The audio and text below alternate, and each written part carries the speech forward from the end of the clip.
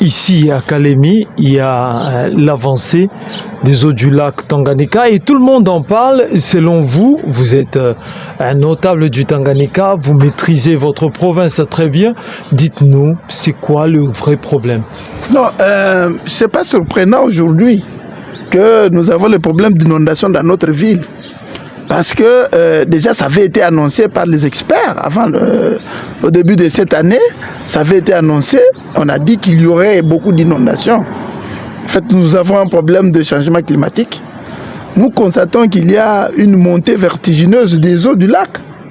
Ça, ce n'est pas à se douter.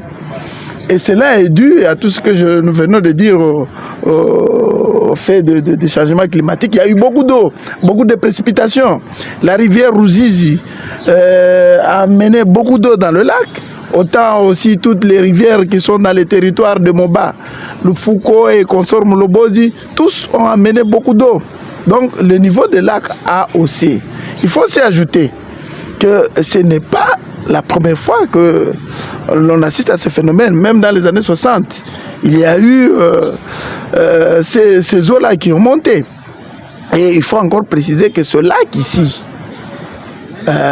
jusqu'il y a un moment donné, ne sortait pas ces eaux. C'était un lac fermé. Le lac, la rivière Lukuga, aujourd'hui, a vu le jour en 1870. Donc avant ça, donc il n'y avait pas beaucoup d'eau, il n'y avait pas la rivière Lukuga. Le premier pont qui a été construit ici sur la rivière Lukuga, c'est en 1946, il n'y a pas longtemps. C'était un petit pont en bois, et c'était juste une petite rivière. Nos parents nous disent qu'ils traversaient, dans les années 40, ils traversaient à pied. Et donc, il y a eu ces changements-là géologiques qui a fait que lorsque Stanley est arrivé pour la première fois, quand il a rencontré Livingstone à Ujiji, et lorsqu'il cherchait la source du fleuve Nil, ils ont cru à tort que le fleuve Nil tirait sa source dans le lac Tanganyika. Ils ont tourné partout. Ils croyaient que c'était la rivière Ruzizi qui amenait de l'eau au Nil, mais on a trouvé que c'est la rivière Ruzizi qui mettait l'eau dans le lac. Mais à ce moment-là, lorsqu'ils ont tourné, ils n'avaient pas trouvé la rivière Lukuga. Lisez le journal de voyage de Stanley, il vous le dira. Mais c'est lorsqu'ils sont venus pour la deuxième fois qu'ils ont trouvé maintenant la rivière. Donc aujourd'hui, moi je ne suis pas d'accord avec ceux qui disent que pour trouver une solution, il faut draguer, il faut curer la rivière, la rivière Lukuga. Je ne crois pas. Vous allez curer jusqu'où? Parce que le fleuve Congo, le fleuve Congo, lui aussi, il est plein. Lui aussi, il faut le curer pour arriver jusqu'à l'océan? Non. Je pense comme il y a beaucoup d'eau là, nous devons nous adapter. C'est-à-dire, vous avez vu les Européens, ils ont construit dans les collines SNCC, collines d'État, collines du côté hôpital général, Kankomba, parce qu'ils savaient que les eaux venaient là-bas. Concrètement, vous suggérez quoi? Je suggère que nous puissions construire en dehors du lac. C'est-à-dire éviter de construire au bord du lac. Parce que si vous construisez au bord du lac, vous serez enseveli. Il y avait un camp SNCC au niveau de Jumbo. Ce camp a disparu. Ils sont partis à Kaseke. Vous avez aujourd'hui, il faut maintenant parler du quartier d'Ave au passé. Parce que ce quartier ne reviendra plus. Donc c'est comme ça qu'il faut concevoir les choses. Maintenant, lorsque nous construisons à Kainda, nous construisons à Mamba City, voilà, c'est comme ça qu'il faut construire la ville de ce côté-là. Sinon, de ce côté, nous allons être surpris. Et il avait raison de dire quoi? S'il avait dit des choses dans ce sens, il avait raison. Il avait raison complètement. Parce qu'aujourd'hui, vous allez injurer le gouverneur. Qu'est-ce que le gouverneur aura fait? Ce sont des catastrophes naturelles. Aller à la place MONUSCO, on a jeté combien de fois le moellon? Cette procédure a montré ses limites. Donc il va arriver au moment où nous allons tourner la route, nous allons commencer à passer par Kitoukou. Oui, d'ailleurs à l'époque, la route ne passait pas par la MONUSCO, elle passait par Kitoukou, c'est là qu'il y avait la route. Pour votre information. Alors, les moellons ont été jetés sur ils ont jeté beaucoup de moellons, suffisamment. J'ai vu les Chinois, ils ont jeté de moellons. Mais aujourd'hui, quand vous passez là-bas, c'est comme s'il n'y avait rien qui a été fait. Et le lac continue à venir. Donc nous serons obligés de déménager. La route, nous allons commencer à tourner vers Kaïté ou je ne sais où pour arriver à l'aéroport. Autrement dit, vous reconnaissez que l'État congolais a très mal fait d'investir aux côtés du lac, alors qu'il fallait le faire ailleurs. Cet argent est parti. Vous savez, par exemple, le jour d'aujourd'hui, au port, on a commencé à construire au port pendant la pleine pluie. Et quel est le résultat aujourd'hui? Tout l'argent qu'on a mis, c'est parti à zéro.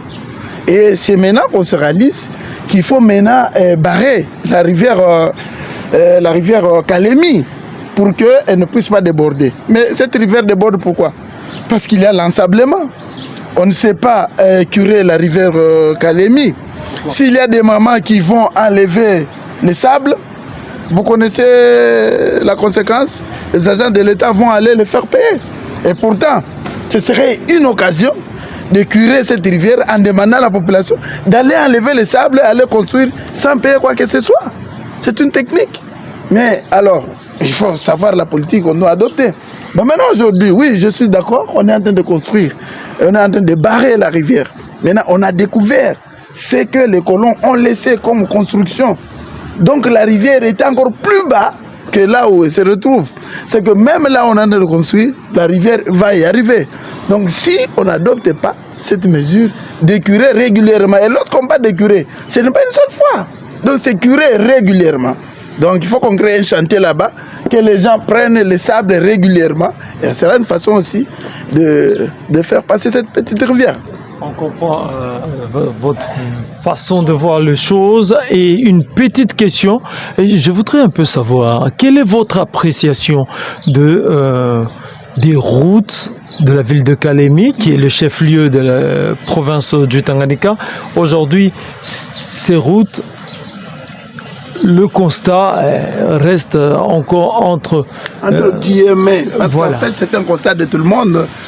C'est un projet qui a daté de l'époque de la gouverneure Julie. On a parlé toujours de 10 ou 12 kilomètres.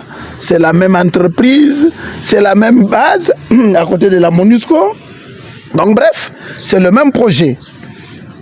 Aujourd'hui, nous constatons, mais nous trouvons que tous les agents sont maintenant crispés vers le port.